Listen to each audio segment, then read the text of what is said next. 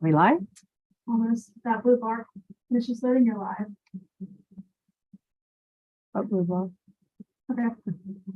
We're live? Mhm. Hello, I think we're live, everyone. Make sure we're live, Megan. Will do. Anyway, welcome to another episode of Exit Rich. I tell you, technology is going to be the death of me one day. I'd like to welcome our very special guest, a very good friend of mine, Kevin Marshall. Kevin Marshall is a CPA. Now, we've had CPAs on Exit Rich before, but Oh, I'm sorry. Kevin's not just any CPA. Kevin is, we call him Mr. Sexy CPA because Kevin is the author of Tax Credits Are Sexy. Wow. Anything related to taxes can be sexy is shocking to me. But anyway, so we call Kevin Mr. Sexy. Tax credits are sexy is what every organization really needs to know about employee retention credit, how to get savings out of their business, how to minimize taxes, and much more. So Kevin has been practicing as a CPA for 35 years. Oh, God bless you. Mhm.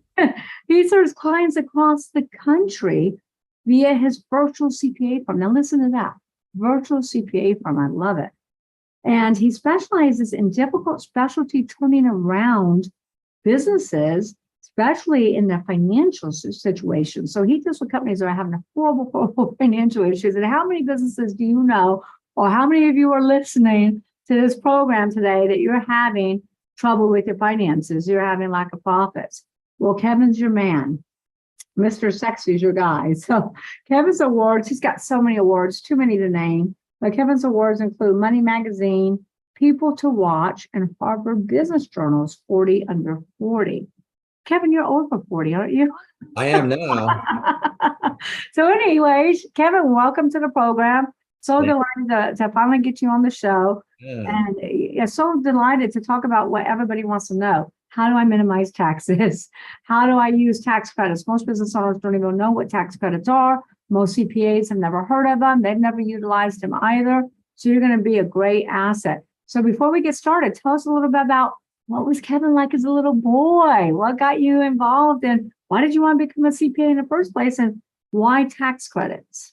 Great questions, Michelle, and thank you. So thank you. Yeah, it's been a long time coming for me to be on your show. So I appreciate the opportunity to What makes you wait? finally get here. But yeah, so great question. Wow. Take me back to years ago, right? It was when I was a little boy. So actually my dad was an accountant. He was a cost accountant, which is very, very, very niche-y. It's a very small niche within the accounting world. But he was an accountant. So my brother also has an accounting degree. He does landscaping, but so we have all accountants in our family. My wife's side of the family are all engineers. So we actually have a rocket scientist in the family. My sister-in-law actually worked for NASA. Wow. And son wants to work for SpaceX. So, yep. So our kids are cursed, right? We've got the accountants on my side and all the engineers on my wife's side. So the poor kids with that combination. No pressure there, right? No pressure for the kids. Absolutely not, right? Wow, what a dynamic family. Yeah. So, yeah. So I distinctly remember the day I decided to go into accounting. I asked my principal of my high school, I said, I can't decide. I either want to go into business get a business degree, or I want to get an accounting degree, and I'm not sure which way to go. And he gave me some great advice. He said, well, if you get an accounting degree and you go into accounting and you find you don't like accounting, you can always switch to business. But if you get a business degree and you go into business, and you can't go the other direction. So that is literally that was the deciding factor for me to get into accounting. So it's been great. Wow. That was really good advice. So I thought it was great advice, right? I mean, Michelle, the businesses that you see that are for sale, I'm sure, right? The business owners most business owners don't know anything about accounting whatsoever. And It shows when you take a look at their books, right? Or you ask them questions, right? And they go, what was your revenue last year? I don't know. What's your break-even point? I don't know, right? They don't know. So it's so helpful to have that accounting degree background. I don't do accounting anymore. I'm the CEO of the founder and the CEO of my company. And we have about 70 employees around the globe, actually. But yeah, so that was literally the But reason. you're still involved in accounting. Oh, yeah. Oh, definitely. But I don't do any accounting work, for Sure. You're client, working on the business, not in it. not in it, right? Right. So yeah, the famous saying. So yeah, so I've enjoyed it. Spent years in public accounting, worked as CFO, for multiple companies. I've owned a few accounting businesses. We actually, I don't think you even know this, Michelle. We owned a bed and breakfast for 8 years Wow. in Connecticut. So I would say don't ever own a bed and breakfast. It's not what it appears to be. I actually sold a company. I sold a manufacturing company and oh my gosh, I always say to business owners, you must plan your beginning before you follow through on your exit. Because if you haven't figured out what you're doing next, you'll never close on the sale of the business. You'll find a way to sabotage yourself. And so I had a couple that did that, and I bought them 4 LOIs, all met the price and terms, but they nitpicked and they found reasons why they didn't like each one, until I finally said, look, that's it. I'm taking the business off the market. You guys brainstorm with each other, decide what you're wanting to do after the sale of your business. I call it the beginning strategy. And about 3 months later, they called and they said, Michelle, we've always wanted to own a bed and breakfast. So we're going to take the proceeds of the sale. We're either going to start one or buy one. And to this day, they own several bed and breakfasts. Oh, Yeah. So it wasn't for you, but it's for them. that's a good way to go, because you can get economies of scale if you own several. But yeah, ours was small. It was only six guest rooms, but that was an experience. Oh, that's a job. It is. It is. It's you live and you work in your house, Yeah. and your clients live with you. And if you don't like them, you're stuck. You're stuck, right? Yeah, you can never get away from it. It's definitely a job. So nothing I would ever want to do, but So yeah, so I digress, but yeah, so we owned a bed and breakfast, and we owned like a co-working space as well. So pretty entrepreneurial, love entrepreneurship, love meeting entrepreneurs. That's where how you and I met, was through an entrepreneurial group. So you meet the nicest people, right? Through these organizations, by getting out there and meeting like-minded people who are going through. meet like-minded people. Always say you have to be careful, when you go to these organizations, when you go to speak at events, you always got to do your due diligence. Make sure that when you hire someone or partner with someone, that you're making the right, you're doing your due diligence, you're getting the right mentor, you're getting the right partner, etc. Because sometimes, I've seen firsthand going to these events, I've hired the wrong people from these events. So you got to be careful. But yes, networking is great. So you've made some great connections. And I think now you're acquiring, what is the company you have with 70 employees? Is that an accounting firm? An account, yep, Profitopia. So we have we're virtual, but we have a physical office in Tucson, Arizona, and that's where I am currently. And we have a physical office in Tampa, Florida, and that's where I was just last week. So I go between the two offices, travel between the two offices. And then, yeah, we have staff currently in three different spots: India, Philippines, and Africa. Now we just hired our first employee in Africa. So awesome. Congratulations. Yeah. So let's dive into it right now and give our listeners some real profound takeaways, some golden nuggets that they can use in their business. Let's get into tax credits. Here's my book. Yep. Tax credits are sexy. Is it backwards, or is it, because when I'm looking at it's perfect. Perfect. Okay. Yep. And that's me a few pounds heavier, but nonetheless. So yeah, so you alluded to it. So most CPA firms, I don't know, 95% of CPA firms don't do anything with tax credits. It's really interesting. And then we find that most companies, most entrepreneurs, most business owners don't know anything about tax credits either, because they figure, the CPA is not telling them about it. So they don't, then consequently the company or the business owner doesn't know about it either. So this particular book that I wrote is on one particular tax credit called the Employee Retention Credit. So we'll get to that in a moment. Since I wrote a book on it, it's for sale on Amazon. But there's other tax credits as well. There's the solar tax credit, which, so most people have heard of that. Mm-hmm. The other tax credit. So let's kind of dive into the solar tax credit. How does that work? So yeah, you do it, so you put a solar, you put a solar addition on your house, and the percentages and the amount allowed changes each year. But yeah, it's a way for the federal government to incentivize solar installations on residences. So it could be up to a 30% tax credit that you could get for installing solar on your roof. So the best way to find out about those is talk to a solar company. They obviously that's a way for them to be able to, the salespeople, to be able to sell their solar system. And you're saying put a solar roof on your business? You can put one on your business as well. Yes. But if you put it on your home, how is that a tax credit? There's a tax credit on your personal tax On return. your personal tax returns. So if you want business tax credits, you put one on your roof. Okay. So there's costs associated with that. Correct. Because I know there's a lot of tax credits. I've had tax credits companies come to me before. I say, Michelle, if you bring me the clients, I'll give you a percentage. Right. And so I know it's out there, but I don't know in depth. The other one is the R&D tax credit, the research and development tax credit. And so that's been around since 1981. It's been here a long time. And it's approximately 8 to 10%. So round it, say 10% of your spend. So so it's for costs associated with research and development of products. So it could be a manufacturer. Typically it's software or app developers qualify, but also you got to think outside the box.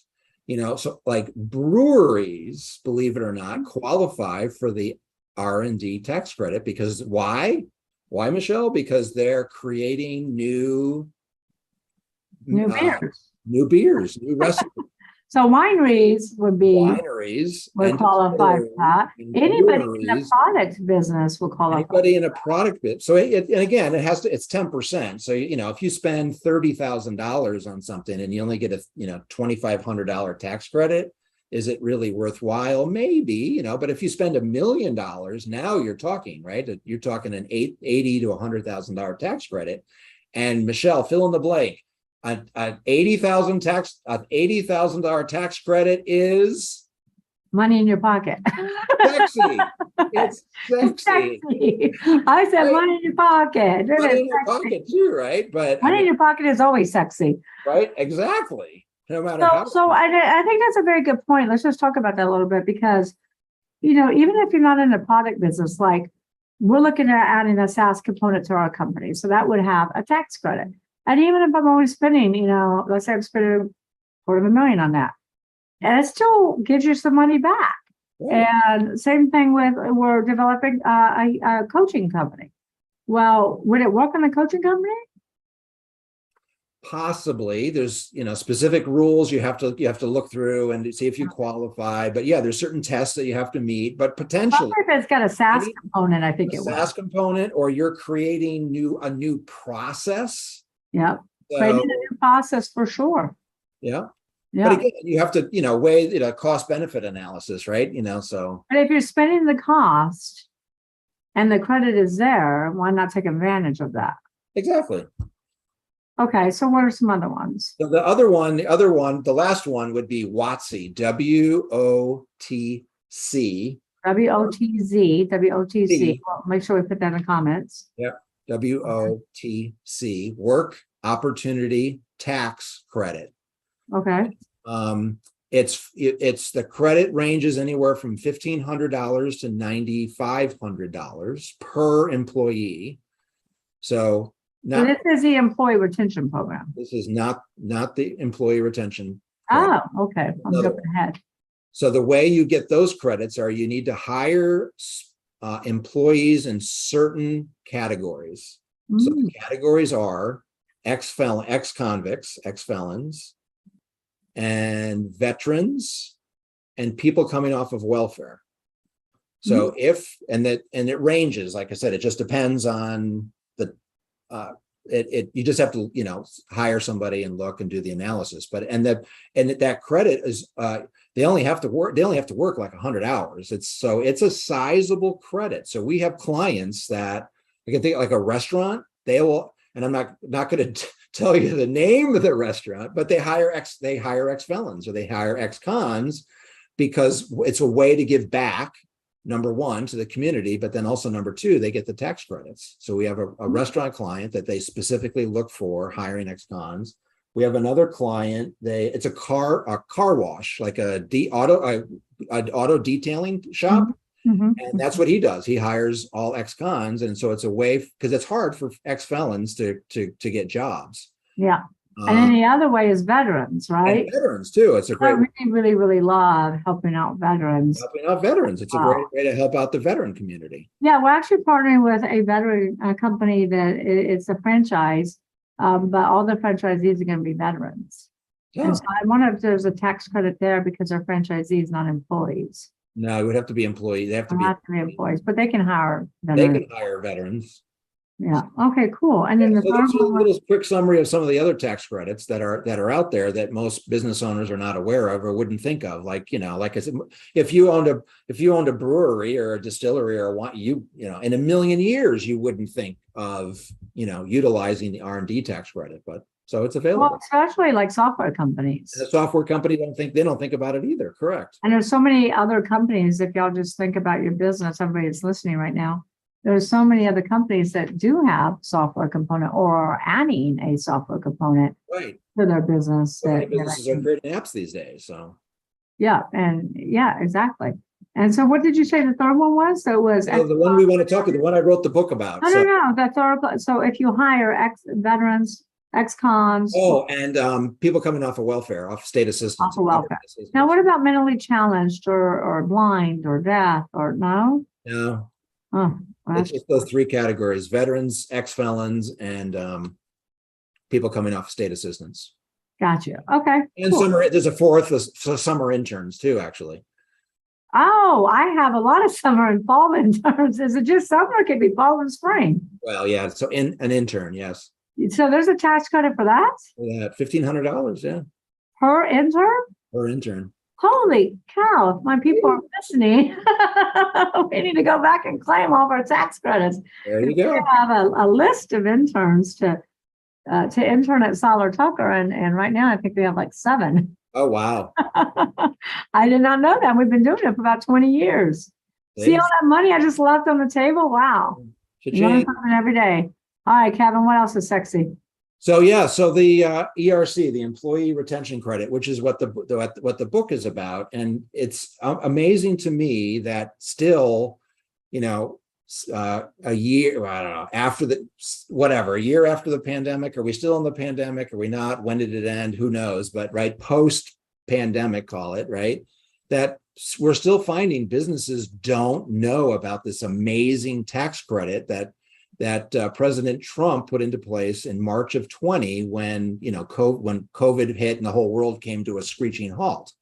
So think back with me, Michelle, and listeners, back to March of 20, right? If you remember, PPP was all the rage, right? It was like, oh, this is great. We created the government created this great stimulus program and everybody's eligible, every business in America, and there's free money. And they just poured out money like crazy. And then if you remember, they ran out of money, and then they had to redo. It was a big scramble. I didn't make the first round for whatever reason, so I had to wait for the second round. So through March, April, May of 20, right? And I made both rounds, happy to say. I finally made PPP 1. I got PPP 1 and 2, but PPP 1 had a second funding round. But it was a great way to stimulate the economy and help businesses that were struggling, right? And that was the big focus. It was on the news. It was everywhere. Everybody was talking. All the business owners were talking about it because it was all eligible. But what people did not know was that there was another piece of that legislation, this tax credit called the Employee Retention Credit, that was also enacted in the CARES Act when President Trump signed it in March of 2020. And so it was there. But what was interesting at the time, when the legislation came out, you had to pick one or the other. You could only do PPP or ERC, and 99% of businesses picked PPP.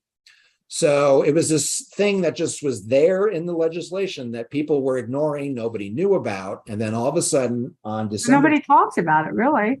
Still, to this day, people are not talking about it. Then all of a sudden, President Trump, whether you like him or not, whatever, I don't care. But Doesn't matter, yeah. it doesn't matter. right? It's on December 27th of 20, the second CARES Act was enacted, and that was a game changer. And that's the part that is sexy and exciting that business owners don't know about. And that small change was that now you could do both. You could do PPP and ERC. And so again, it was a small piece of legislation, right? I mean, because it was, remember, I was stimulus money for individual. I mean, it was like, it was a, can I share? I can't share on your show, I assume. No, you can. That was a shit show. I didn't know if I could or not, right? So it was just, right? It was the world falling. Real live, say whatever you want. Okay. So that changed, and slowly over the next several months, people like my CPAs and other entrepreneurs started going, hey, what's this ERC thing that's been in, now 2 pieces of legislation. So essentially what it is it's I don't want to get too nerdy or too technical, but it's not an income tax credit, but it's a payroll tax credit. All right. Okay. So it's similar to, because everybody knows about PPP. So what I like to do, and it's in the book, is compare the SBA program for PPP to ERC, because then people's mind, they can correlate the two. So PPP, and you feel free to interact or interrupt with questions, Michelle. So SBA, always do. okay, SBA was the source of funding for the PPP. IRS is the source of funding for the ERC. So it's still a government. Now, ERC stands for Employee Retention Credit. So, which is all about your book. Okay. So how does it work? It's basically incentivizing business owners to keep their employees and keep paying them. Okay. Cool. So if you remember, the PPP was a forgivable loan. Yeah. Right? It was a loan and it was forgiven, or could be forgiven. Yeah. ERC is just it's free money. There's no forgiveness. It's not a loan. It's not forgiven. It's a tax credit. And then if you remember also with the SBA, there was a certain pool of money when we talk, like when PPP 2 came around, it was, I think it was May 31st of 2020. Got to get my timeline right, or was it 21? I can't remember, but they ran out of money. They only had look in your book. I got to look at my book. They only had a certain pool of money allocated for this program, and once they ran out of money, that was it. They turned off the program. So guess what, Michelle? For ERC, there is no pool of money. It's unlimited. There isn't a. So how does it work specifically? So let's say, so is it a tax credit per employee? How much is it? How does it work? It is. Good question. So then we have to look at, let's back up a second. I'll answer your question. So it's for wages paid to employees for every quarter of 2020 and every quarter of 2021. So it's eligible for 8 quarters. That's it. That's so just 2020, 2021 is not going forward into 2022. No. And it's retroactive. So you can go back. Retroactive. You can go back and file. For how long? Like, what's the time frame on going back? Great question. Again, it's a 5-year statute of limitations. Okay. So statute of limitations with the IRS is typically 3 years in this case, but the act extended it to 5 years. So there's a 5-year window to be able to file, to be able to get this tax credit. Okay, so this is important for all listeners that want to go find some money. Need some tax credits. Right? Yeah, so how does it work? How much is it per person? Yeah, so here's how it works. So read my book and you'll find out. No, so off my show. So there's it, and again, remember, I mean, PPP was pretty straightforward. Yeah, right? It was straightforward. Pretty straightforward calculation. You took your average monthly payroll times 1.5 or whatever. Boom, you come up with a number. ERC is not straightforward. It's very complicated. So there's 3 ways to qualify. So that makes it a little easier to I'll repeat it. So the first and easiest way to qualify for ERC is if your business was subject to a full or partial government shutdown. So if the business was subject to a full or partial government shutdown, you're instantly eligible. So You that might- means the government says, because did that happen in 2020 where the government said, can't go to work, all businesses are shut down? Yeah. Yeah.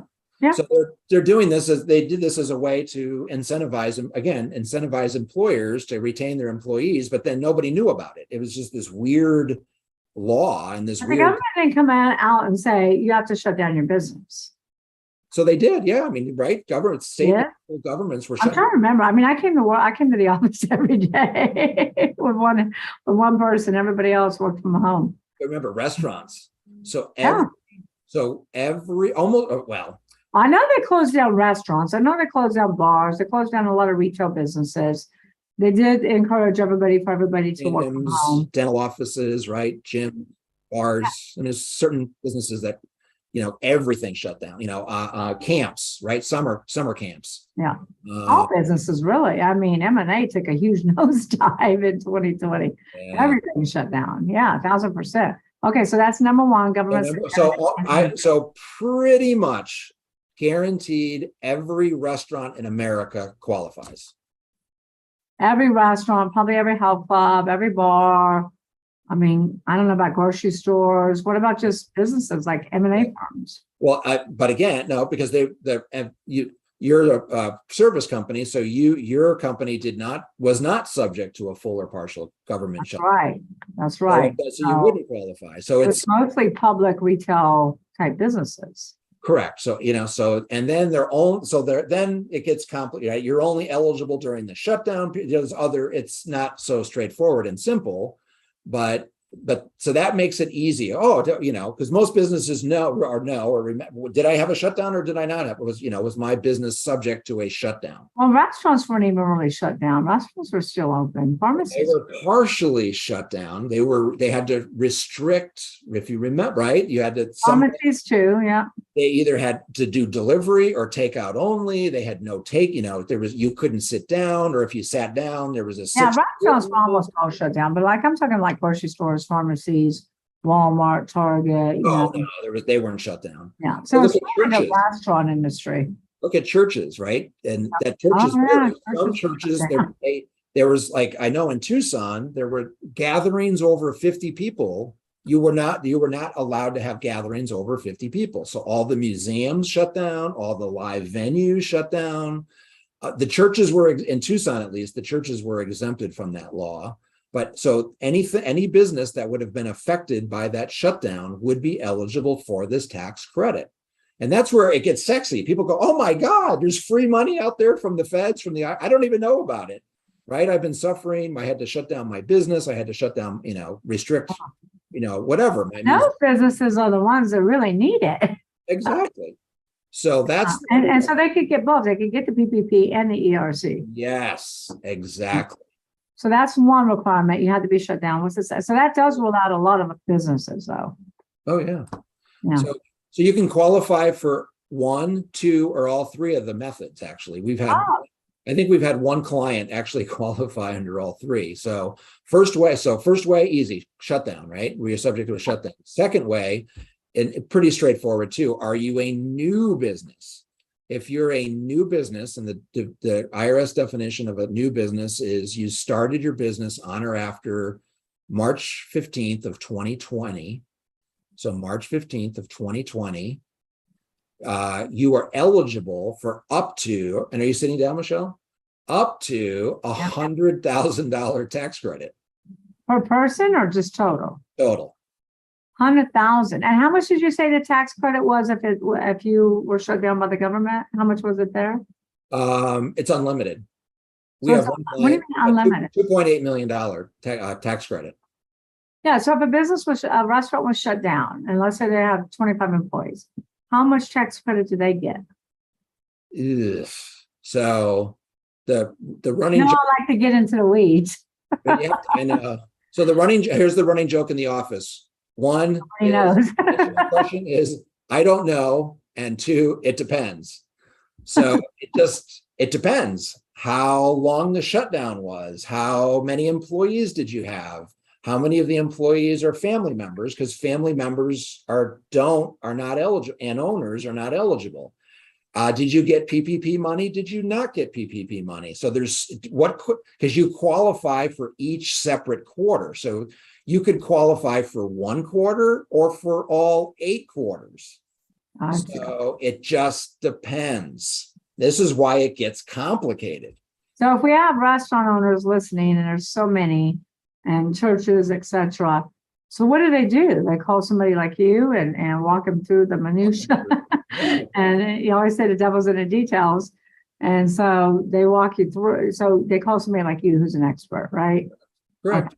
So number one is government shutdown. Number two is a new business now, and that's where it gets crazy too, because the way they wrote the IRS code was the law says that you began operations. So what does that mean, beginning operations? So we've had clients who they incorporated and opened a bank account several months before then, but they didn't open their restaurant or they didn't open their storefront until the summer. So even under that scenario, that business would qualify for up to $100,000 tax credit. Wow, that's amazing. And you know, I was just going back to government shutdown. You're talking about doctors' offices, dentist offices, talking about pretty much any company that really services the public. I mean, so many companies were shut down. Yeah. All right. So what's the third way? The third way, believe it or not, is the most complicated way. So Oh no, you mean it gets more complicated? more complicated. Nothing's ever easy with the government. Come on. God, no.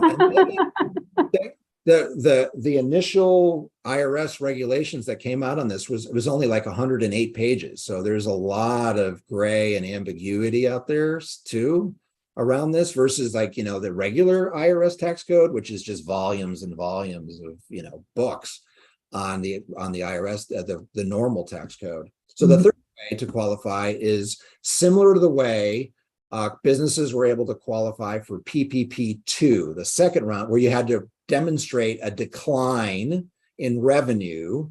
So it's essentially you have to look at every quarter of 20 compared to every quarter of 19 and every quarter of 21 compared to the quarter of 19. And if you had either a 50% or a 20% reduction, then you qualify for that quarter and the subsequent quarter. So it just gets like, how would a normal person be able to, it's almost impossible for the average person. Yeah, they're like, here's all this money, but good luck, I'm figuring it out. I know. So how much tax credit would they get if that happened, if they were able to prove? Because many businesses are able to prove that. So how much tax credit would they get for that? Yeah, so our average refund for a client is up to this point is $89,000. So that's average. So that's good money for a lot of business owners that are struggling. Of course. Yeah, we had one. I remember talking to one particular business owner. They were a restaurant, in southern Arizona, which, not even Tucson, like out in the middle of nowhere. And we roughly figured out their tax credit was going to be 10 grand.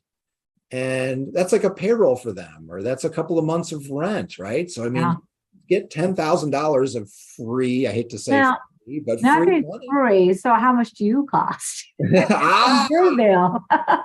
Yeah, we charge a contingency fee or a success fee of 25% to do the calculation and do that. So there's no fees besides that. There's no upfront fees. So we just do a revenue share with the employee or with the business. Oh, that's cool. So they're not paying you anything up front. So if you can't get the tax credits, then they're not out any money. And then if you do, then they get 25%. I mean, I think that's pretty good. So what we tell people is just look into it. It costs you nothing. It doesn't hurt. Now I'm sure you assess the business up front and do a little bit of due diligence just to make sure before you're spinning your wheels as well, just to make sure that they will qualify. So on average, how many people have you been able to help with this? Oh, hundreds. Hundreds. Okay. To get you into the thousands. Oh yeah. So we got a window to do it. So is it 5 years that starts after 2021? Yeah, at this point, about 4 years out. What about 4 years out? Okay. 4 years to go. So now I know why you wrote the book. But I mean, I think this is huge. You know, there's so many struggling businesses out there. They can go take advantage of this. Hire Kevin. He's not going to charge you anything up front. Okay, so hundreds of clients, how many have you been successful for? What's your success rate? Yeah, hundreds. Hundreds? So you have 100% success rate? No. Oh, I don't know how, I couldn't tell. I don't know honestly how many we've worked with that didn't qualify. That's a great You question. have no idea? Yeah. Know your numbers. That's bad. A CPA doesn't know his numbers. I couldn't tell you. Sorry. But you help more people than you're not able to, I would assume. Oh yeah. Oh, definitely. Yeah. If we try to pre-screen people, like if someone owns an advertising agency and here's a good one. Like all the trades. Oh my gosh, right? All the landscapers and the builders and the framers and the plumber, their business is booming. So they're not new. They were not subject to a shutdown, and their businesses, their revenue is going up. The likelihood of them qualifying is very slim to none. So yeah, but based upon the criteria, I really think there's a lot of companies that would benefit because there's so many companies. I especially think of doctor's offices. Oh yeah, so many doctor's offices that were shut down. During that time frame. I mean, we own medical clinics, and our medical clinics were all shut down. We, got to where we could do telehealth, but it wasn't the same. Right. And there's so many businesses that there are a lot of businesses that actually start. I was shocked. There's a lot of businesses that started in 2020. Oh, I know. Can you imagine? I mean, that's your claim to fame, right? I mean, I started. A lot of them come to me to sell, but they just unfortunately don't have much to sell, because they never really got their feet off the ground. Right. And then that's where again it gets sexy, right? So you started a business during the pandemic, you're a survivor, right? You hired employees, and you can get up to $100,000 from the IRS, and people don't know about it. Yeah, that's amazing. And that's called the employee retention. This is all the employee retention credit, all three of those. Wow. Just three different ways to qualify. It's just shocking because nobody talks about it. Nobody hears about it. Nobody really reads about it. Mm-hmm. So that's amazing. All right. So what else can you tell our listeners? Then it gets interesting with, business. So this is where, we like to talk to people up front. So the greater than 50% owners of the business do not qualify. And greater than 50%. Greater than a 50% owner, their wages don't qualify for this.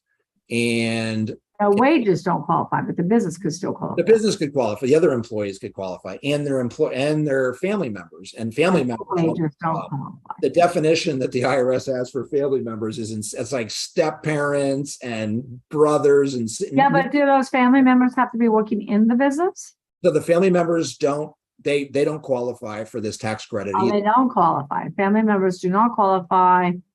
The owner's wages, if it's more than 50%, does not qualify. Correct. Okay. If it's less than 50%, it does. It does. All right. What else?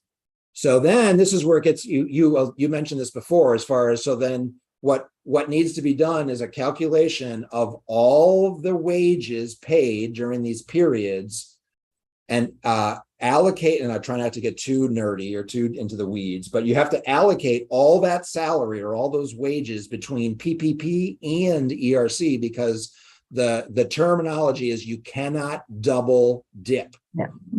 So it's sort of like a nonprofit that has if you got PPP, then you probably are not going to get ERC. You can, you just can't double dip. So, so think about it. So Michelle, for PPP, were owners' wages and their family members' wages, could they get PPP money for those wages? Yes. So if you take all the owners' wages and their family members and put them to PPP, what does that do? It frees up another pool of wages that you can get ERC money from. Oh, gotcha. Okay. Got you. So I would qualify, but I would qualify in a decreased revenue because M&A took a nosedive in 2020. Yeah, you may qualify. So Yeah, we I know think somebody, we know somebody, and I'm not, I think you've heard me say it before. She just, her business had 150 employees or so. Her business had an off quarter. Oh, yeah. Fluke had one off quarter. They qualified for one quarter. They got $492,000 tax credit. Wow. Now, if that's not the reason to pick up the phone and call Mr. Sexy, I don't know what is. Oh my gosh. We definitely got to go read his book, Tax Credits Are Sexy. Got to get in touch with Kevin. Any other success stories or hoops or, last minute thoughts you want to leave with our listeners? No, I guess, I just love what I do. I love being it. Does, like I said, it doesn't have to be $492,000. It doesn't have to Is be that the most? Is that the biggest success story? 2.8. You got $2.8 million from a $2.8 client? million, yeah. And what one? So did they cash in on all three? Government shutdown, decreased revenue. It was in this case, it was, give me a second. It was shutdown and decreased revenue. It was a school. Wow. So yeah, they Wow. had declined, their enrollment declined during the You pandemic. got them 2.8. Was that a university? It was no, it wasn't a university. So here the all people so nonprofits qualify. So the Okay. tribal organizations qualify. So if it's like a casino or anything that the Indian tribes own, because I live in the wild West, we have a lot of tribal organizations out here. The only type of business or any legal entity that does not qualify is a government entity. That's the only business that does. So all nonprofits, all churches, all tribal entities, all qualify for this. Wow, that's amazing. What's amazing is there's so much money being left on the table that people don't know about, and they're just struggling to even put food on the table for their families. I want to blast this out and make sure everybody knows about it, because you're probably one of the only CPAs doing this. Yeah, there's not, I would say 95% of CPAs don't get into this or don't do this. So Because it's overly complicated. yes, you can see, right? I mean, oh my gosh, it is. It's so complicated. 2.9 million is your success story. 2.8, yeah. 2.8. That's 2.8, awesome. 2.9. But yeah, but again, I just love the story of, just the struggling restaurant in Southern Arizona. We got them 10 grand. I mean, Yeah. And that 10 grand could save them from going out of business. exactly. Like you said, that could be 3 months of rent. That could be 2 months of employee wages. Right. Exactly. That's amazing. I mean, like I said, there's so many struggling businesses. And I always say, the American business entrepreneurs are the backbone of our economy. There's 30.2 million businesses in the United States, employing what? Over half the US workforce. So when small businesses close, what happens? We lose jobs. What happens when we lose jobs? We lose spending power. Then more businesses close. It's a trickle down effect. So this is really huge, huge, huge. And that's why I'm glad I had you on the show. Yeah. But I just think the message should get out there even more so we can help as many people as we can. Now, do you also pay referral fees? So if somebody's listening and they say, oh, well, I can't do it. I don't qualify, but I know 10 businesses that do. Right. We work with a lot of referral partners. Okay. In this business. Yep. Cool. So any last minute thoughts that you want to leave? Any words of wisdom on tax credits? Not on tax credits, just maybe on life or on entrepreneurship. Give me some of Kevin's golden nuggets on life. It's just, life is short. If you don't like what you do, do something that you like to do. Oh my gosh, right? Now you've changed your entire lifestyle over the last year, I think. Because you talk about it. You've changed your lifestyle. You've changed your life dramatically. Yeah. Oh, yeah. So yeah, I've gone through a divorce, and yeah, I own an RV. I travel around in an RV with an office in it, and yeah. So now I'm an author now. I do public speaking. So yeah. So You're the happiest you've ever been. I'm sorry. You're the happiest you've ever been. Well. Oh, sorry. That's okay. It's all right. I only have a couple million listeners. It's all, wow, nice. But no, but if, so that, and it's just, I just, this perseverance, one of my all-time favorite stories is, I don't know if you've read the book Titan, the biography of Rockefeller. Mhm. So A I read long time ago. that's a big book. But I'll never forget. So so Rockefeller, he got an associate's degree as a bookkeeper. And he was whatever, 21, 22 years old. And he went to go get his first bookkeeping job. This would have been what, late 1800s. And everybody turned him down. He spent a whole month pounding the pavement trying to get a job. So 1 month goes by, not one job offer. He does it a second month, goes back and applies for jobs again, still doesn't get a job. He goes back to third month and he got his first job. But think about what that was, enabled him to do from the very beginning, right? The tenacity of that, right? Fascinating. Yeah. Of I mean, you hear the same thing with Dale never- Carnegie. You hear the same thing with Walt Disney. yes, You hear these stories over and over again about perseverance and perseverance and not giving up. and that's what people need more of. There's so many people that quit. Greg Reed wrote a book, I think with Sharon Lecter, called 3 Feet from Gold. Yes, And because so many people quit too soon, and you don't fail unless you quit. Failure is temporary, quitting is permanent. that's true. See, there you go. There's words of wisdom from Michelle. So Kevin, how can our listeners get a hold of Tax Credits Are Sexy and get in touch with you, Kevin Marshall, to help them through and navigate this very complicated process so they too can get money to dig them perhaps out of a hole that they are, help put food on the multiple table. ways. And most The book importantly, is for- help keep people employed. That's the biggest thing. Oh yeah. Yeah. So the book is for sale on Amazon. It's a Kindle and print. And we also have an app in the App Store. So if you look up Profitopia in the App Store, we're the only app in the App Store for the ERC, for the Employee Retention Credit. And I think the book is available there, PDF and Audible, an Audible book. And then our website, profitopia.com. So Okay. you can reach out to our salespeople there and reach out to our customer service team. So that would be probably the best way. Well, Kevin, thank you so much for coming on Exit Rich. We finally got you on. We finally aligned our schedules. I know. And thanks so much. There's a lot of golden nuggets. I encourage all of our listeners to share this episode with your friends, your family, your coworkers, your fellow entrepreneurs, and get the message out that they too can take advantage. You got 4 years to take the advantage of cashing in these tax credits and really helping to retain your employees, so that they can keep food on the table for their families. And it costs you nothing. It costs you nothing. You give a percentage. It's kind of like me. When you hire me to sell your business, it costs you nothing until I sell the business or contingency, just like Kevin is.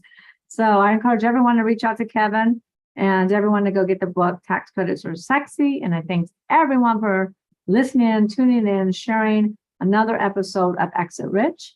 And looking forward to next Tuesday, we'll have another special guest on. Thank you, Kevin. Thank you, Michelle. Good to see you. You too.